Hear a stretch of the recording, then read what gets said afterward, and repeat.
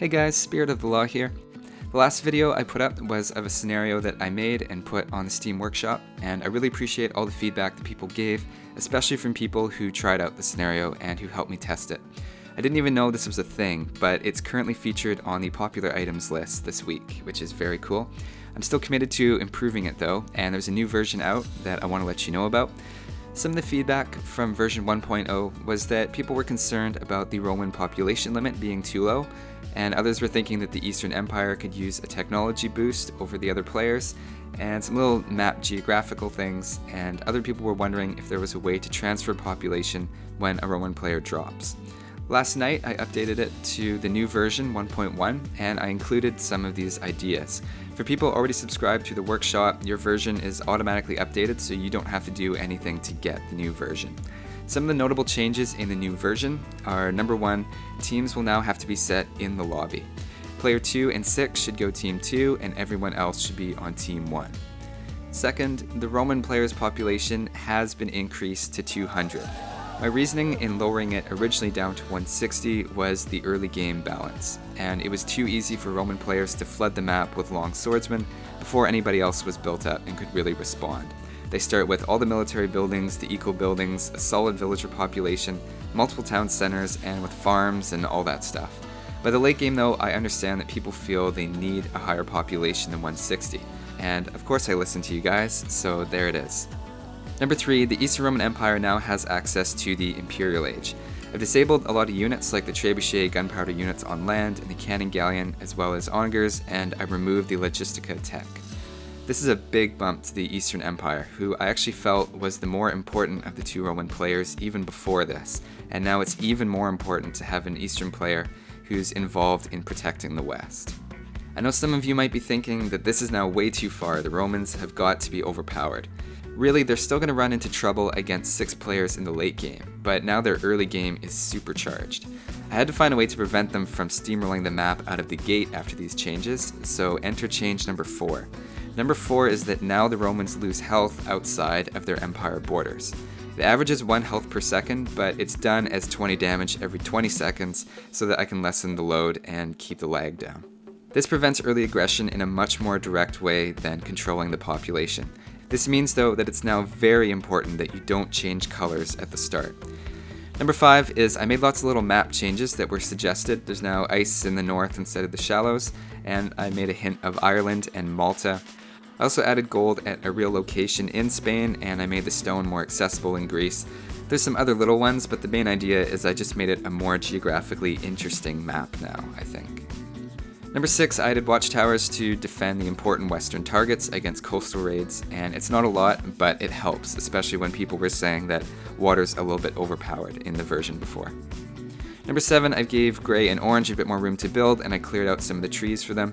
I also recommend a few players go HUNS now to open up the map a bit more and make it less crowded with houses. The Eastern Roman Empire should still be the Byzantines, and the West can be the Byzantines still, or if you want to play as the Italians, that's cool. And I'm actually okay if they play as the Teutons, because I think the Teutonic Knight is the closest thing we have to a Legion type unit. Number 8, I overhauled the relic system in case a barbarian player drops. It performs identically to the last one, and I just fixed a couple of bugs that had showed up with it.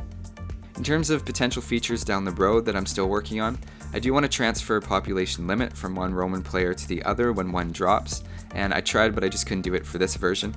It sounds like it's possible, and I'll give it another shot. Maybe soon that'll be done. Unfortunately, until I can get that up and running, it does mean that a Roman player dropping does impact the game more than I would like it to. I also want to explore the idea of having the HUNs separated at the start and to play an antagonistic role to the Barbarians and the Romans, with an objective to destroy Constantinople and all the barbarian town centers in a certain area or something like that.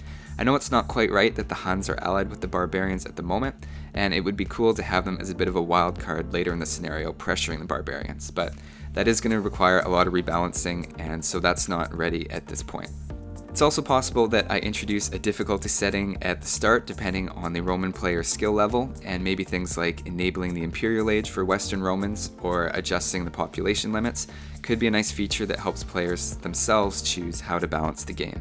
I also want to make a single player version, and there's so many different player dependent triggers right now, and given the way that the game treats player number by your slot in the lobby and not as your color, it just can't be played single player anymore unless you're playing as the HUNS. I think it would be extra cool if you could choose who you wanted to play as at the start of the game by using some kind of king system. Okay, so those are all the changes for version 1.1, which went up yesterday, and if you're subscribed, you already have this, so there's nothing else you have to do.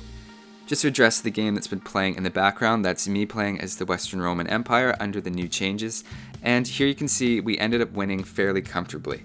Now after this game I removed onagers and logistica from the Eastern Romans, and a barbarian player did drop in the early game, so there were some factors that gave us a bit of an edge, but just to show you my general strategy here as the Western Romans, it really wasn't to go all in with units, but to use natural choke points to control the water, and the fact that our castle age enemies are slightly limited in their effectiveness against castles, and so I made a system of fortifications to slow them down.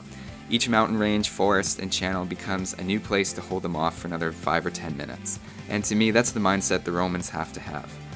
That being said, even with all this defense, they did manage to sneak a group of petards around the fortifications and take out one of the capitals in the last second, so there's certainly an element of keeping on your toes even when you feel safe. As one last note, I'm also looking into if this is something that people can play on Voobly or anywhere else without subscribing on Steam. That is something I'm trying to do, and I just haven't worked out what I can be doing to make that possible yet.